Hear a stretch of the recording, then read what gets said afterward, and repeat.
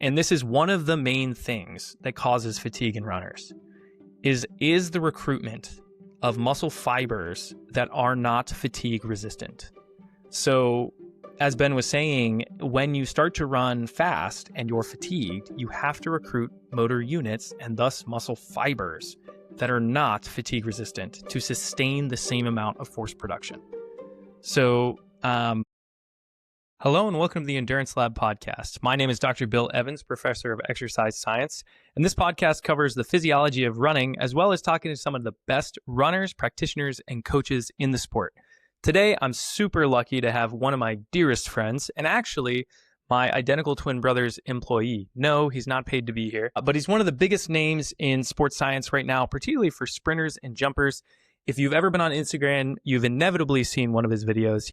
He has hundreds of videos that have gone viral, with I think his top video having over 100 million views. Is that right, Ben? 128. Yeah, 128. So he's got it down to the penny. And so Dr. Moxness here is a physical therapist. He is a sports science coach that works to help people become more athletic and more explosive. And what's interesting about Ben most is that he is a very, very, very, very, very, very, very avid reader. Not only does he consume every single book he can get his hands on, but he reads almost every publication to the point where he is frequently asking me for different publications that I do not want to send him. Why? Because I don't want him to surpass me in knowledge.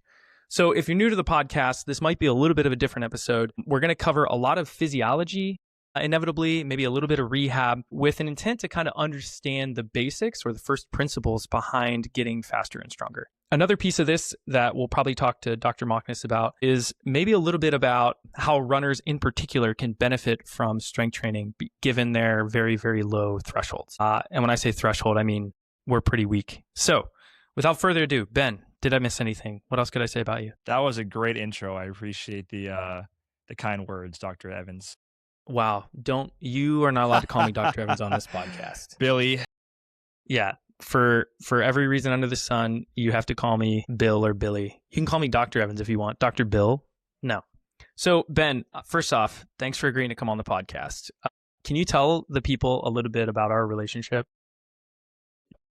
Yeah. So as Bill alluded to, I work for his twin brother, John. I'm a physical therapist and performance coach over at THP Strength, where I help athletes jump higher and become more explosive. I'm not in the running space, but I am in the sprinting space, which is a close cousin of running, of course.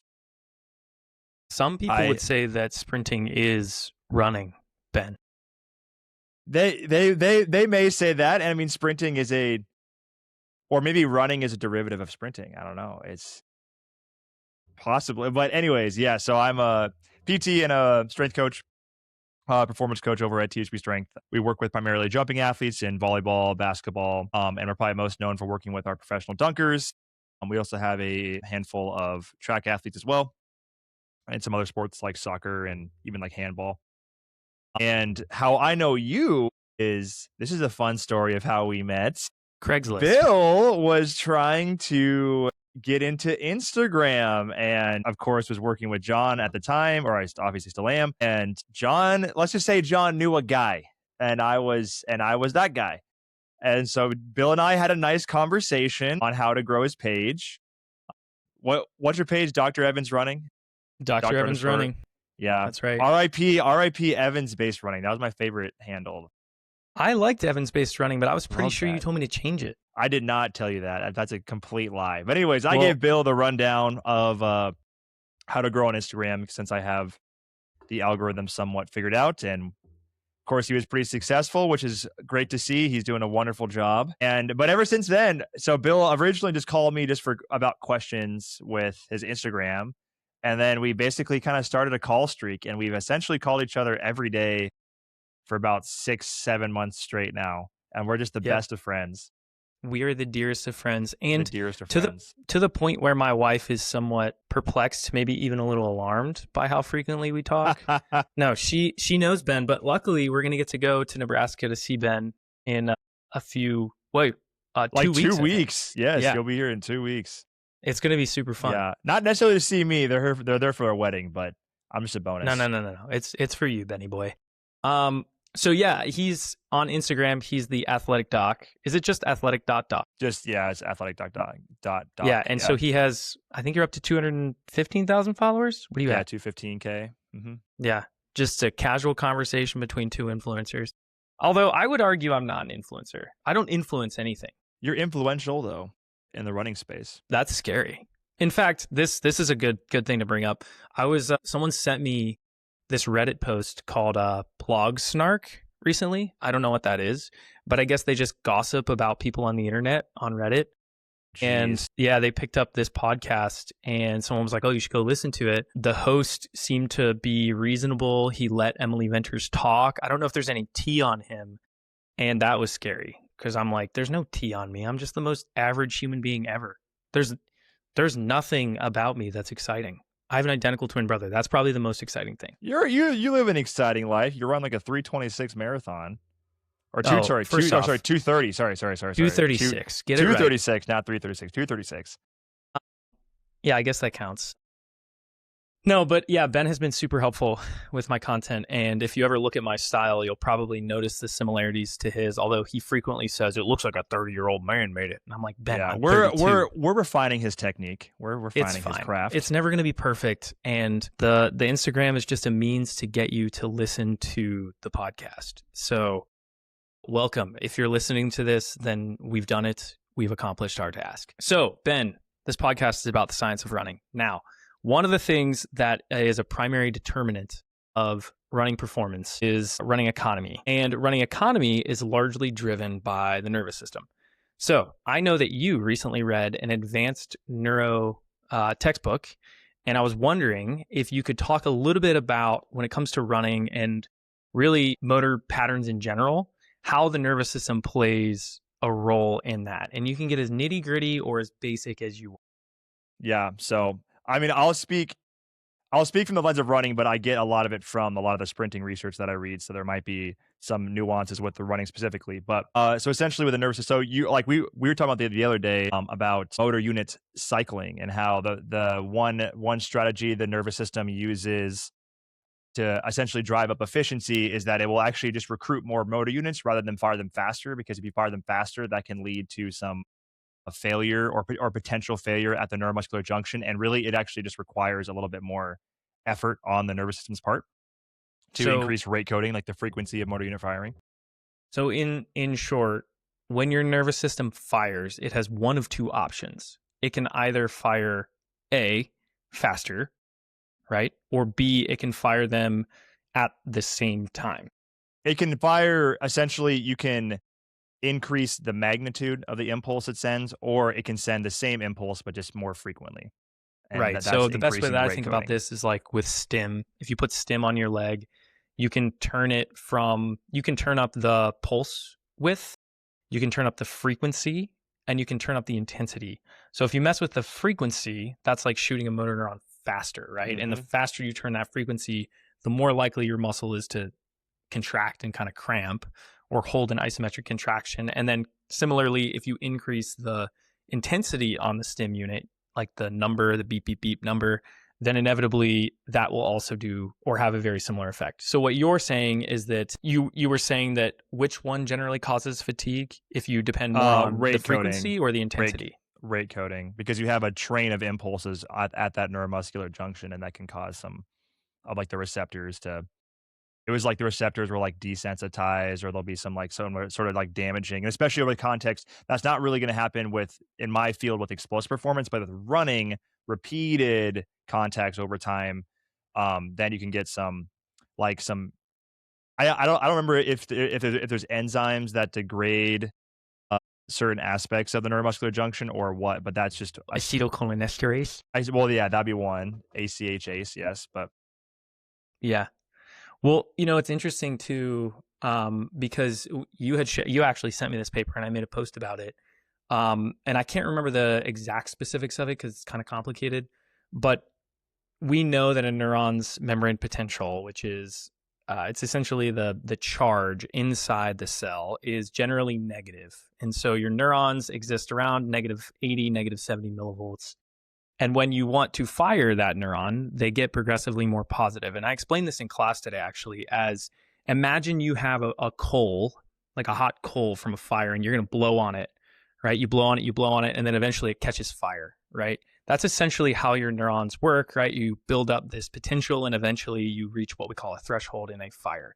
So when you run, one of the things that happens is that the ions that cause these charges or these currents to happen, which is primarily going to be sodium and potassium, they can actually become imbalanced because when a neuron fires, sodium is going to rush into the cell and then potassium will rush out. And we use a structure called the sodium potassium pump to reverse those membrane potentials. And when you get fatigued or when you're untrained, you're worse at that. So you're not able to regulate the flux of those membrane potentials, as well as you'll spend more time in hyperpolarization, which is a phase after the neuron fires where it can't do anything. And that's because you are less able to regulate those ions quickly. So Ben, with what I just said, does that play a role in why the nervous system, like of the pieces that I just mentioned, are there any other parts that play a role in why the nervous system drives fatigue? Yeah, based on what piggybacking on what you said with the sodium potassium pump and like getting enough sodium. So like yeah, you start at -70 and then you get to reach threshold, which I think is like negative like 45. Did that sound right? Something like that. Some Um, number. you reach around threshold, but one thing that you have to have is if you like during that hyperpolarization, you want to go back down to -70 because like that will maximize the amount of sodium channels that are going to be like open and ready to receive a signal essentially to pump sodium in. But if you say you go down to like -50 and the threshold's at like -45, more of those sodium channels will be closed and inactivated. So one thing with neuromuscular efficiency is you get better at, I don't know what the exact mechanism is, but you get better at getting back down to -70 essentially. So you have access to all of the channels that you would need to reach threshold and get a good through like efficient action potential that reaches, obviously like the muscles and causes Yeah. excitation, contraction, coupling. So And I think this is confusing for people because when you think about action potentials and membrane potentials, you have to think about the movement of sodium and potassium, which can get confusing. And especially if you're talking about going from a negative number to a smaller negative number, because that makes people think that you should be losing something, right? But what actually happens is that sodium is rushing into the cell, and that's actually what is you're going to add a positive to a negative environment. And mhm. so if you're at -80, you add 10 positive sodium ions, you go down to -70, right? You've become less negative, and that is good. We call that an excitatory presynaptic potential, an EPSP. So all this to say, you had mentioned, so back to the start, you said there are kind of two things that your muscle will do with this cycling rate, or I believe you called it your duty. It's really called your duty factor, I believe. So it's when these neurons are turning off and on. And so could you explain a little bit more about what ideally happens and then what happens in the fatigued state? So what ideally happens is you can essentially just cycle. So for running economy, you want to, let's just say you want to maintain the same pace. So that means you have to hit the ground with a certain amount of force. You have to produce a certain amount of vertical impulse for flight time in a certain amount of time. So you don't want to spend more time on the ground because then you might decrease your stride frequency and you run slower. So like let's just say you want to maintain the same pace. Well, Okay, you so we have to got the reach. same mechanical work, force times distance. Sounds good. Sure. Yeah. So you want to maintain, so you have to produce a certain force. And to do that, you can do that a lot of different ways. You can increase your motor unit recruitment. You can increase rate And when you coding, but like say we mentioned increase motor earlier, unit recruitment, you you mean can the recruit number of motor more. neurons that You can fire. recruit more units, more motor units to reach a given force. You can fire them faster, which will increase like rate of force development. But like we mentioned earlier, in the context of running, that can decrease efficiency a little bit because your brain will just get too tired. But what they're seeing in some of the research is what they're actually doing is there's this cycling effect of like certain, say medium threshold motor units turn on, is active for a period, then they turn off, but another one turns on to maintain the same force, and then you essentially cycle through it. And then so Mhm. you are able to kind of restore some of those like membrane potentials and whatnot within the muscle, and then you can just kind of just you just keep it's like pedaling a bike. You just keep cycling through these motor units. Maybe you have to and if you get really fatigued, well then now you probably have to access some of the higher threshold motor units because you just because all the other motor units are sapped out, and then so then now you have to do that kick and access the really more glycolytically driven motor units in order to get the force that you need to continue to run. And then also what happens a lot with fatigue, this is based on like more of the sprinting research. Again, let me reiterate, I am not a runner, so this is I have to kind of Ben is a dunker. I have to apply what I know from sprinting to running, which I don't read a ton about, but hopefully this is still useful for you guys. But with what we happen to see with what we see happen with fatigue is just kind of it's actually, I think you may have talked about this, or maybe John talked about this, but it's kind of like a two-headed monster of where you get fatigued, and because you're fatigued, you spend longer on the ground and you end up actually increasing your flight time. And because you need to because you want to try to maintain your flight time, but you actually increase your flight time, and then so now you're bringing in more force into the ground. So actually you are pretty much producing or having a higher impact collision when you're fatigued in a state where you can't produce as much force as you could before. So it's like a double whammy. It's dastardly. It's yes. I want to I want to talk about that because I think a lot of runners at a very applied level, Ben, which you wouldn't know as a dunking physical therapist. But yeah, for context, I didn't mention this. Ben played collegiate basketball. He's a really good basketball player, and he's quite the dunker. He's very tall, actually. Six. Maybe I'll post a poll of how tall they think Ben is, but he is how tall? I'm 6'6", barefoot. Nice. That's impressive. So his roster said he was 6'9", I'm sure. But the two-headed monster thing with fatigue is very compelling, again, because when you're in a kick, you can feel this, right? And because fatigue is so threshold oriented, and what we mean by threshold is there's some point at which any increase in workload is going to cause an exponentially greater increase in fatigue, right? If you think about lactate, blood lactate, that's exactly what happens. It's level, it's level, it's level. You hit a workload, all of a sudden it spikes. And fatigue will go up non-linearly. And part of that is the biochemistry. But in a race, it's even more compounded because of exactly what Ben is talking about. You are, A, trying to kick, so you're bringing more force in. 2, your stride is different. So now you're coming into the ground with more force. But mechanically and physiologically, you are less able to produce force. So this is going to, well, from any given motor unit, which we're going to come back to motor neurons and motor units, because I don't know if people know what they are. So I want to break it down for them a little bit. But as a result, you're going to get very fatigued very fast. So Ben, you had talked about motor neurons and motor units, and you mentioned kind of a sub-threshold firing rate and a sub-threshold intensity and higher threshold motor units and all this stuff that I think probably a lot of people's eyes glazed over. So I'm going to go back to this real quick to just explain and deconstruct it.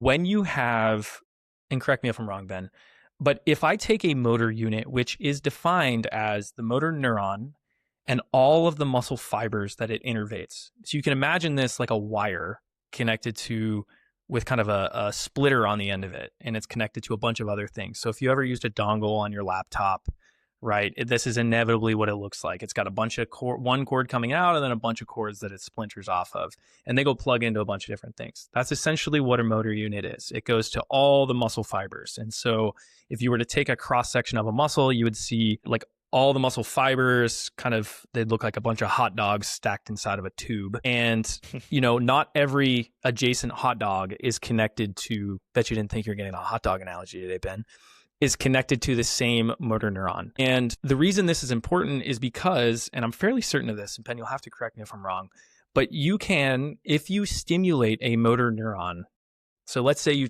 have 3 muscle fiber types, slow, intermediate, and fast.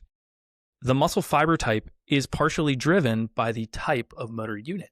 So in the same way, you have slow, medium, and fast motor units. And I'm oversimplifying a bit, but bear with me, Ben.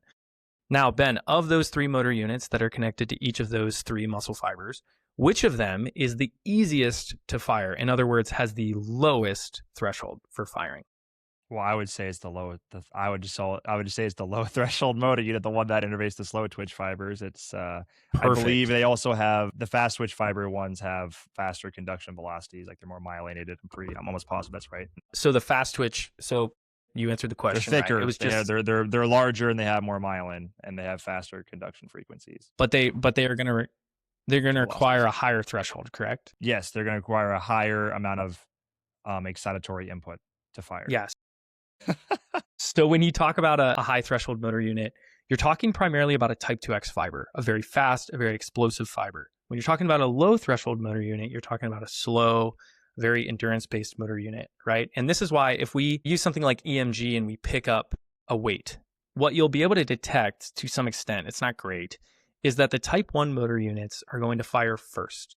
And when they find out that they cannot produce enough force, you'll recruit type 2X, and then you'll recruit type 2A, and then you'll recruit type 2X. And then when you set the weight back down, they'll unrecruit in reverse. So they'll go from type 2X back to type 2A, back to type 1. So what Ben was saying with sprinting is that, or running in general, is that, and this is one of the main things that causes fatigue in runners, is the recruitment of muscle fibers that are not fatigue resistant. So as Ben was saying, when you start to run fast and you're fatigued, you have to recruit motor units and thus muscle fibers that are not fatigue resistant to sustain the same amount of force production. So Ben, did I miss anything there? Yeah, you're doing great. Dude, Keep going, professor. Doesn't he I'm just gonna let her talk rip. like No. a collegiate professor? College professor. It's almost like I taught this in class today. So we know that this is one of the things that causes fatigue. We know that particularly at the end of races and early in a race with running economy, it's gonna contribute to fatigue. So Ben, what can I do to prevent this? What's the application of this knowledge? Yeah, well, in terms of developing fatigue resistance, it's of course going to be doing well. I think you would probably say some easy miles, and then probably some threshold running. Like that's just going to develop. Obviously, if you run at your threshold, then your anaerobic threshold is going to slowly climb up, and you're not going to reach it as soon, so you're not going to fatigue as fast. Look at you, Ben. Yeah, I just read Jack Daniel's book last week, so that's right. In honor of that, that was the entry ticket into this podcast. No, it really wasn't. That was the entry ticket. Yes. I'm excited Great book, to have Ben. So yeah, like when I would say easy running, but the thing about easy running that's interesting, actually though, Ben, is that it does improve running economy. Like of the three metrics, VO2 max and lactate threshold, I think running economy is probably the one that it depends on the study, but it will improve the most, but at slow running speeds. So that's kind of the thing to keep in mind, is that it's not necessarily improving running economy at fast running speeds. You've said this before, but if you want to get good at running fast, what do you have to do? You have to run fast. That was the other thing I was going to also say. Wait, you're shaking your head. No. I'm saying yeah. Oh, I was like, what? Sorry. It's probably because I'm in a spinny chair. Oh, okay. The other thing I was going to say too is also just increasing your speed can be a very low hanging fruit. I guess this probably more apply to like middle distance type runners, probably not like marathoners or anything. But if you get faster, then like say you are capable of running 10 meters per second. Well, then it's going to be a heck of a lot easier to run 8 meters per second for a longer period of time, because your body has that neural coordination and neural drive capabilities. So that can be another, like I've told Bill before, you need to do some sprinting, maybe do some plyometrics, like become a little more explosive. And you can probably, because you got to remember at the end of the day, you're trying to win races. I always look at running. I read a great book. Actually, I have read another endurance book. It's by Dan Cleather, about why runners should strength train. He's a PhD over in the UK. Dude, PhDs don't know anything. It's all about the doctors of physical therapy. They're the real doctors. See, the running joke is Bill thinks I'm a fake doctor because I only went to grad school for 3 years instead of 7. No. It's not a fake joke. No, I'm just kidding. But a really good way to think about running, and this could probably segue into like why runners should strength train, but a way you can think about running is power is work divided by time, and every runner has to perform the same amount of work. They are running the same distance, the same 10K, and whoever can do that in less time wins the race. Therefore, ergo higher power. And like I mean, that's obviously a very oversimplified version, but that can be a reason why just improving your overall power output, the amount of work that you're able to perform, and the time in which you can perform it, can be a very low hanging fruit. Because, for instance, like I can think of a story. One of my good friends in high school, he was a relatively explosive athlete, not compared to who I coach now, but for the a small school in Nebraska, he was a great athlete, He and graduated he with was 6 people. 48. He was pretty darn fast, and he was fast, and he also happened, like, he probably should have been a sprinter or a 200 guy or a 400 guy, but he actually ended up doing, like, I think the mile and like 2 mile in track and field. But he was also really good at that because he just had such a speed reserve. He wasn't necessarily an endurance athlete, but he just had a large speed reserve to where for him running at the pace required to run I think he ran, I don't know, like a 440 mile or something, or 430, which is good. I mean, which is good for the school that we're at because he was fast. And that was to me, that was a prime example of, he wasn't really an endurance based athlete, but because he was fast and had just enough endurance, he was able to win races. Like, he went to the state and track and field and stuff. So that was my shining example. That's a pretty good shiny example, Ben. So I could talk about, man, Ben. We could Let's just go. Come on. Let's just, dude, let's just let it happen. The people want a long podcast. Let the juices flow. Okay. Let the juices flow. Ben, fun fact, I don't have any sponsors for this podcast, but recently, Nova Labs, they are going to send me a red light therapy pad. I've had some people ask me about red light therapy recently. Is yours from Nova Lab? Yeah. Okay. Shout out Nova Lab. I'm unsure about red light therapy. I will say there are studies that show that when you expose tissue to red light, it will increase its metabolic rate. However, most of these studies are done in an environment where there's metabolic stress. So, for example, I think one of the studies they did it on like flies ex vivo, and they stressed the flies out, and then they pulled their mitochondria out, hit them with red light, and lo and behold, it increased mitochondrial respiration. So the theory behind red light therapy, and there's a reason I'm talking to Ben about this, is that it increases the activity of cytochrome C, which is in the electron transport chain. It's one of the mitochondrial elements that is going to pull electrons and then drive hydrogens across a gradient. And we know that that's how you make ATP. So right now, red light therapy is real hot. People love it. Okay. And they're saying it improves muscle recovery. They're saying it improves skin health, all sorts of other things. So Ben did Nova Labs reach out to you? Yeah, I've been using the red light pad like every day for like a year. Yeah. So yeah. Ben's big pro red light therapy. And I wouldn't say big pro, but I do utilize it. He believes it. He believes it works.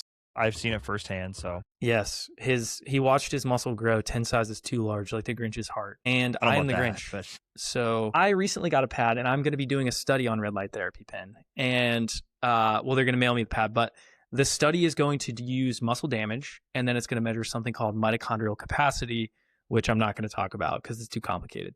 But in favor of red light therapy, I'm indifferent to it. Why do you think it might work or might not work? Like, what's your angle on red light therapy and why? Yeah, well, we had this talk a couple of weeks ago about, I've read a few. I mean, you've probably read more papers on red light now that you're doing a study on it. I've read a few. So yeah, the one thing with the cytochrome C oxidase, I think it's the enzyme that absorbs. I'm pretty sure it's cytochrome C oxidase that absorbs the red light, and like is the stimulating effect. But I'm not 100% sure. I guess maybe it is just cytochrome C.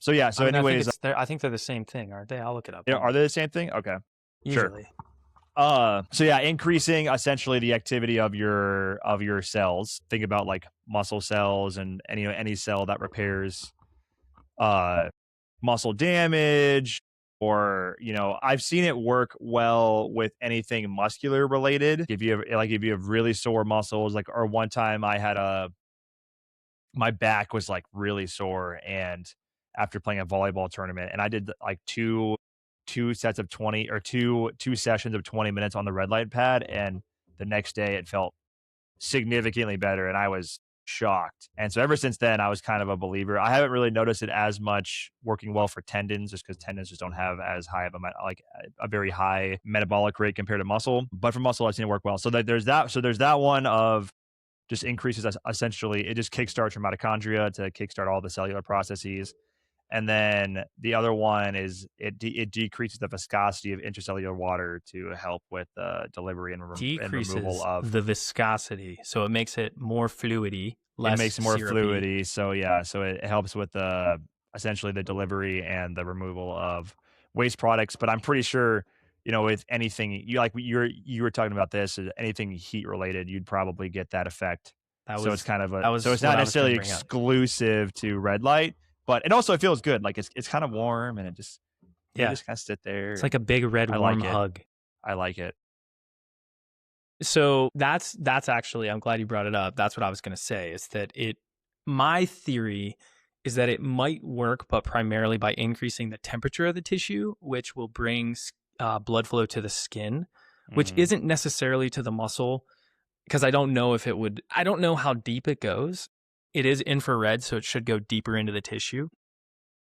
But what I was going to say is that if it warms up the tissue, it should increase blood flow. And in theory, if we get shear stress, we get an increase in something called nitric oxide. And shear stress is just the frictional force of blood across anything. But in cardiovascular physiology, it usually means inside of a blood vessel. And that releases nitric oxide, which is a potent anti-atherosclerotic molecule. It's also an antioxidant, it's a vasodilator, it does a ton of things. And so it might contribute to the decrease in inflammation or regulating the inflammation. But as I've said before, like, inflammation is a good thing. You want inflammation after Yeah. tissue damage, because in studies where they knock out macrophages immediately after tissue damage, the tissue becomes like fibritic and it scars, and It takes just longer time to repair muscle damage and stuff. yeah, it accumulates with, I think, something called like essentially the fibroblasts just take over, and they just start laying down everything, and just creating too much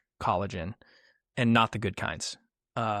So anyways, that's our little bit on red light therapy. Now, Ben, you're a physical therapist. If you had a runner that was like, hey, I either don't feel good, like maybe I'm like achy and sore, what's the first thing you're going to give them? Probably.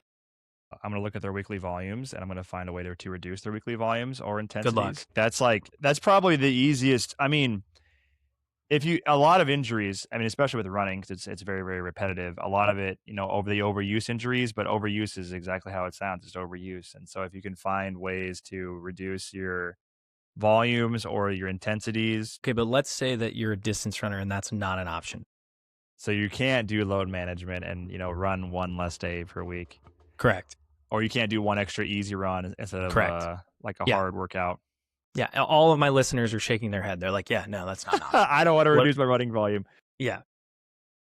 Well, then the next tier is usually some sort of strength training. I just think runners, because you got to remember when it comes to your tissues, you have that good post about cartilage and how cartilage will adapt over the years. Great, but when it comes to your soft tissues, not soft tissues, but when it comes to your tissues outside of probably bone, they don't like fast loading. That's more of a test of the system rather than something that makes the system more resilient. It will, to some extent, like they will get used to the load, of course, but in terms of like significantly making it stronger, like, your tendons, ligaments, muscles, I mean, your bones still benefit from strength training, but again, high impact stuff, bones do like that. Cartilage would be another example too. They don't love fast loading, and running, whether you want to, I mean, running doesn't look fast on the surface, but it's a lot of collisions. It's a lot of impacts. You And haven't seen so the way I run, just Ben. simply getting stronger throughout the entire kinetic chain, hips, knees, ankles, everything will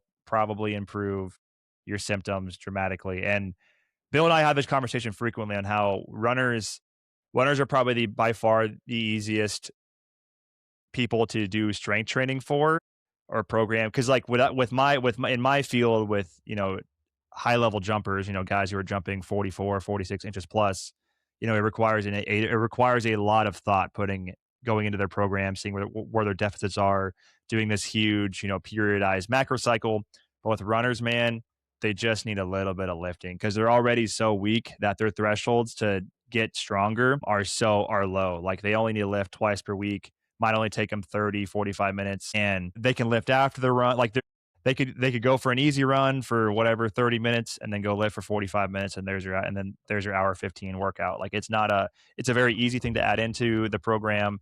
It's highly effective. I know there's some research that would say that, you know, for instance, like doing hip strengthening isn't going to actually change your running gait. And I think that's fine, but it doesn't mean that the tissues don't become more resilient by doing strength training or by doing, you know, hip abduction work and stuff like that. I think it's a little dangerous to look at those studies and say, I can't change my running form with strength training, therefore I'm just not going to do any strength training. But it's like, well, but you're still improving tissue integrity through doing strength training. You're still going to improve your strength, which will improve your muscle power, which will improve your running economy and your ability to continually express force over a period of minutes or hours. Seconds. And I'm so fast. My foot hits the ground and the race is over because I fall seconds. on the ground in DNF. No. So, you know, and like just to pull a few studies, like literally you can just look up strength training or plyometrics, but Yeah. And it's so well supported at this point. Like it's not even really deniable. yeah. So this study is Jan Wilk is a senior author. Tobias Engeroff, what a good name, is a first author, and not a bad journal, not an amazing one, but it basically shows that if you just do something as simple as pogos, you can increase your running economy. And it's not like the effect sizes are massive, but it's a very simple intervention. That's a very easy add into any warm up. Like it takes you less than 5 minutes, and I can elaborate on why that would improve running economy is simply because because pogos, you know, pogo hops are a plyometric activity. You know, it trains your stretch shortening cycle. It trains your ability to develop pretension and have a little bit stiffer ground contact, so you can produce Mhm. the impulse you need for stride length in less time. So you increase your stride frequency, so you run faster. That's, you know, kind of the sprinting version, but it would be similar in running. Right. And I mean, in this study, the milliliters, excuse me, the milliliters per kilogram per minute from pre to post for like 10 kilometers per hour, which is, let's see here, was 35 and 33.9 post. So one milliliter per kilogram per minute difference. And that essentially holds true across the board. So at 12 kilometers per hour and at 14 kilometers per hour, you might be sitting there thinking like 1 milliliter per kilogram per minute. What good is that? But that is substantial when you're talking about events that are sometimes decided by a second. And if you can preserve your aerobic metabolism, prevent that to debt a little longer, then you have a little bit more left at the end. And that is meaningful. And I think especially too, in this study, I can look at the methods. Give me 1 second, Benny boy. Bill loves the methods. I love the methods. He The sign he of a reads good the methods researcher, intricately. sign of a good researcher is one that really likes the methods of a paper. So this study started with 50 net pogo hops. And so they would do 5 sets of 10 and they would take 50 seconds rest. And so it would take, oh, I'm sorry, they would do 5 sets for 10 seconds and they would do 5 sets. So they would take what, 500 seconds? That's 8 minutes a day for pogos to start. You know, they progressively increase the volume, but not by much. You know, your net hopping duration per day is only 150 seconds at the high end. So I should rephrase how I said it initially.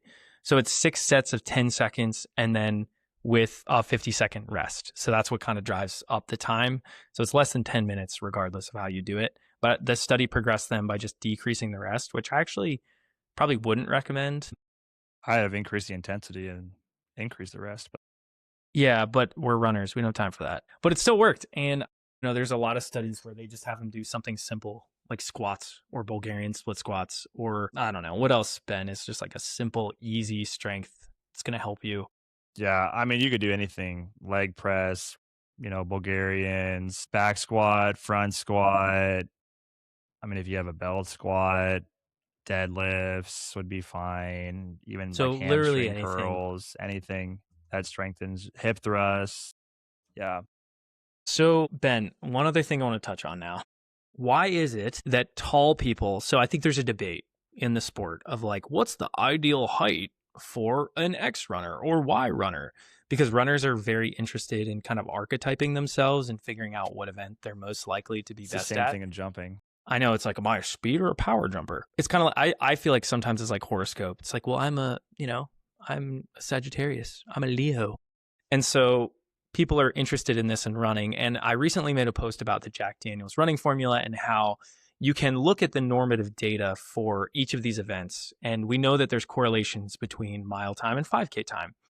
And what the general basis is like, oh, if you have a faster relative mile time than 5K time, then chances are you're more of a speed-based runner, right? And if you have a faster marathon time relative to your 800-meter time, then chances are you're a strength-based runner. And some of that's due to training, but at the end of the day, particularly for people who race all of them and have pretty, even training, it's an approach to kind of figure out what type of runner they are. So, with that, when you think about, or I guess granted you're coming from like a different angle here, but when you think about a sprinter, or more of a speed-based runner versus more of an endurance-based runner, how modifiable do you think those are? Like becoming a more speedy runner from the endurance side? I would actually say it's pretty dang modifiable. I'm not like you can't, I always give the analogy of look, I can't turn a zebra into a cheetah, but I can make a zebra fast enough to beat the slowest cheetah. And there you go. Yeah. And I mean, it's just like, I think the nice thing about running is there's so many opportunities to get faster. Like, say you're a endurance based runner. It's like, well, you just have to run, you know, 2 seconds faster per 400. One, two, 2 seconds faster, a 400 to drop your 2 mile time You by make that sound so 16 simple. seconds. But you're not running, but like you're not running that fast. Like I think if runners would, if you have a runner that can sprint 10.5 meters per second, they'll never run 11, but like, pretty dang fast, like they can get close to like sub 1 on a 10-meter fly. That reserve is going to be so large that it's going to be much easier to be a faster runner just simply by doing sprint work. Like runners really just put themselves in a hole of, they just never touch very fast speeds. Easy running is great, threshold's great, marathon pace, whatever is great. Look at me just rattle off these terms with with the I know the running lingo ish. But they just never get fast, dude. Like I knew some runners, or I know some runners besides you that, they ran, say, like cross country in high school, and they just they never got fast, so they never really, like, their cross country times didn't really improve because they never actually increased their speed. Like they kept trying to push endurance, running economy, endurance. I'm just going to keep running the same pace and I'm going to keep getting better at it. But they never, maybe do some thresholds, but they never actually have a speed reserve. Like if you can only run 9 meters per second, or like let's say you can only run 8 meters per second or 8.5 meters per second.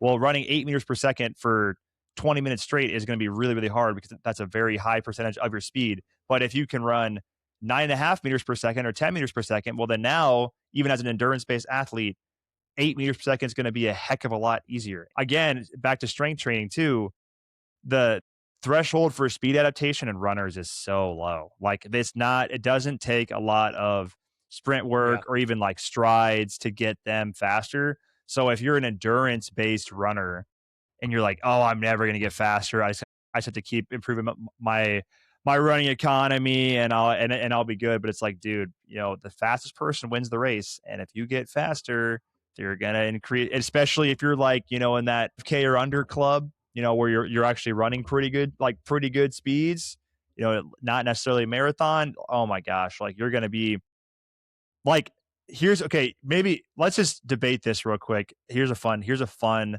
topic. I'm happy to do this, but remind me, because you said like, oh yeah, people can get faster. So I had a part B to my question, which is like, Okay, yeah, go ahead. what if follow up. I'm really tall or I'm really short? Should I be doing like Usain Bolt was really tall, but I was Cooper, just gonna bring up Bolt. I'm like, do you think Bolt, like, how good of a mile time do you think Bolt would run? I don't. He's a freak. I bet he could break 4. No, I don't know.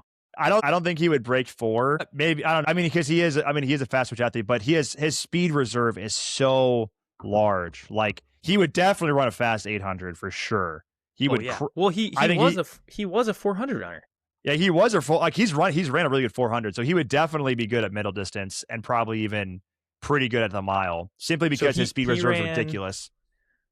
Okay, so he ran 45.2 in 2007. That's monstrous. When he was under 17, he ran 47.3. And so for context, Lutkenhaus, don't ask me how to say his last name, but everybody's big and high on him right now. He's super fast. Like he allegedly ran a rolling 200 in like 21 flat. And he's like the best, arguably the best middle distance runner in the US right now. And he ran, I mean, I'm still pro Isaiah Jewett. I want to see Isaiah Jewett rip an 800 this outdoor season. But he's run, I think he ran 48 as an 8th grader, which is insane.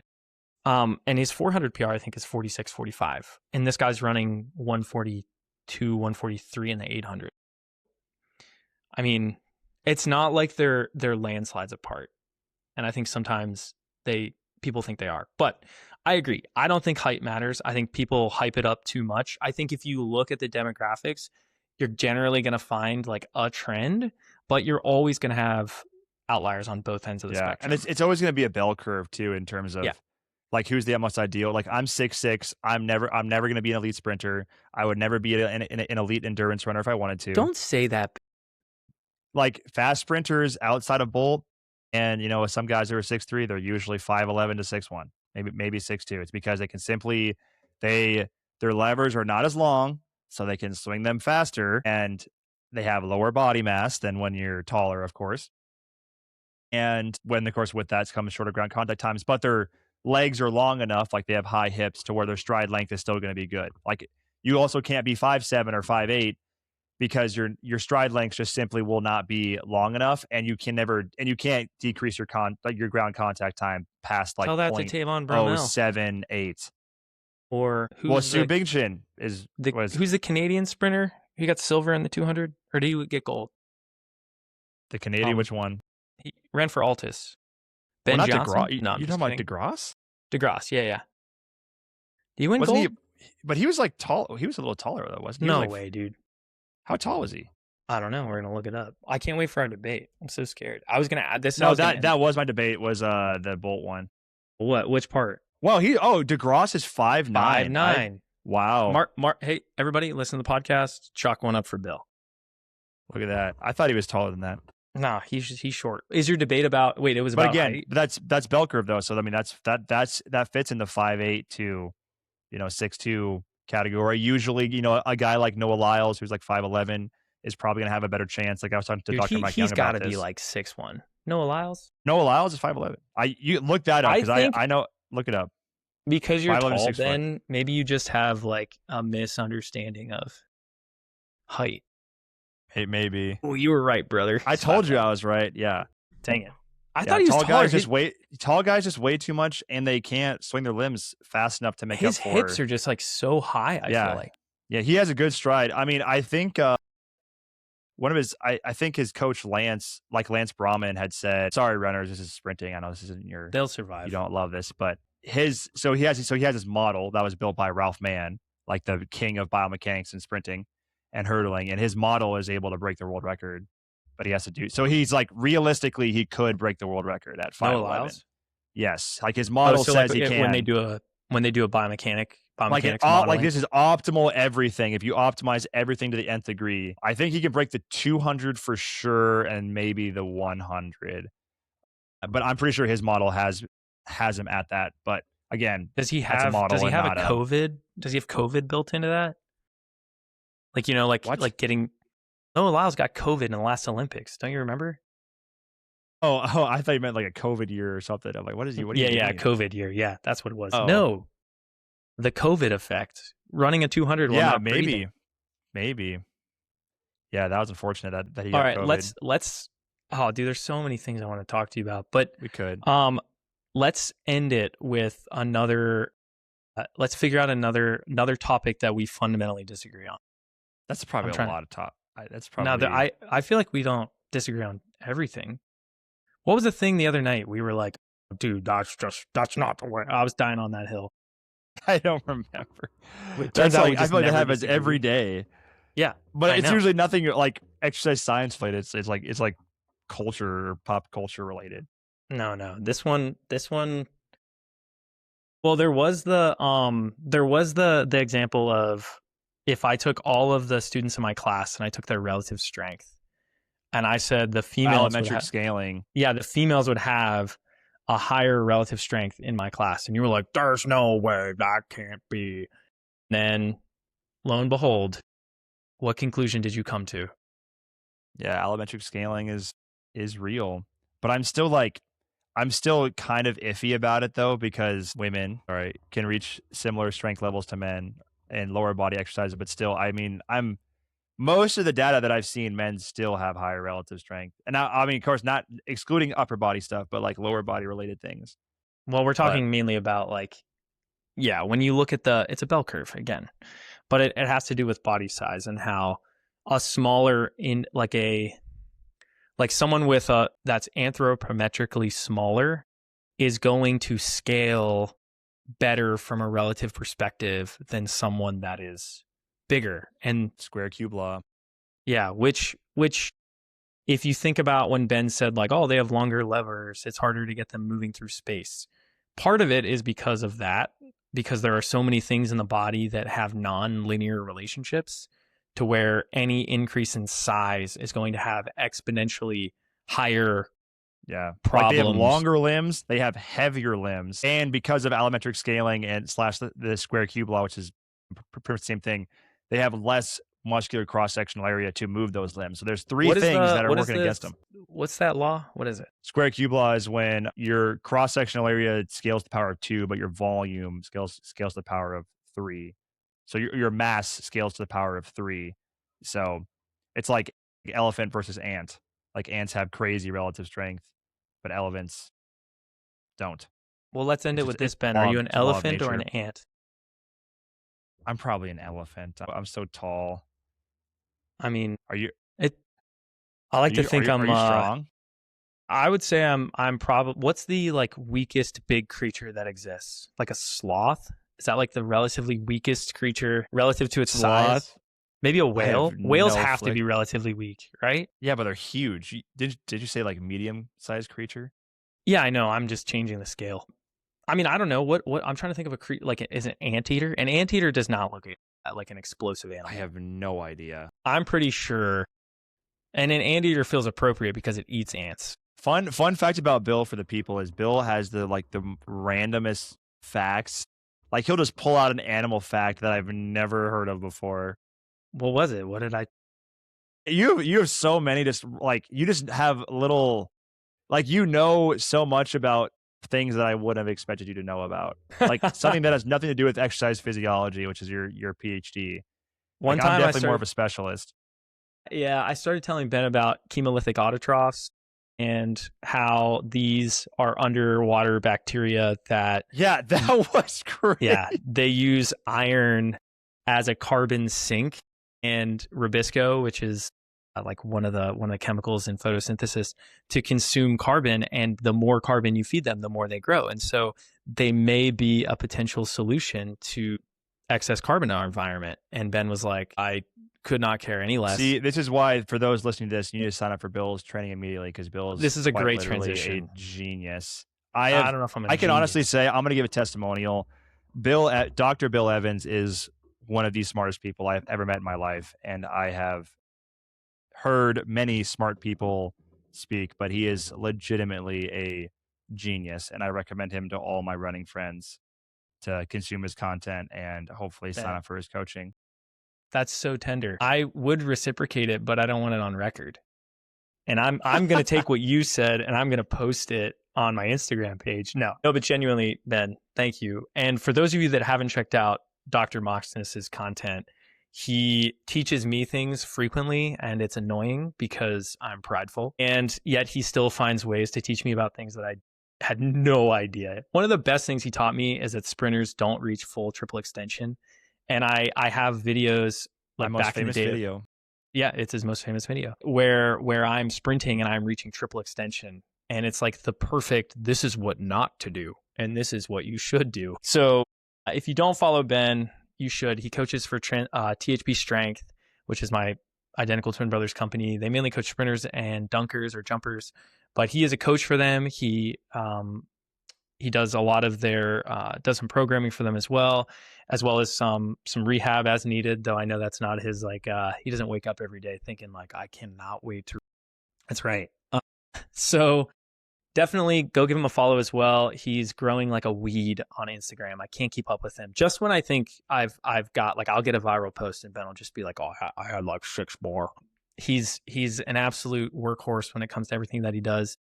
And so if you're interested in jumping or dunking, go check him out. Go sign up for his training. If you're interested in working with us, as Ben said, you can sign up online at the Endurance Laboratory. It's specifically, you have to type in endurancelaboratory.com. There's a link in my bio on Instagram, Dr._Evans_running. And if you're interested, we also have YouTube where you'll watch this if you like to watch podcasts. And I think that's it. Ben, did I miss anything? Nope, that was beautiful. Wow. Did you like that plug? Oh, yeah. People usually say subscribe, leave us a 5-star rating, and a wonderful comment about how awesome and fun we are. And if you like Dr. Moxness, ask him to come back because that'd be great because I would love that.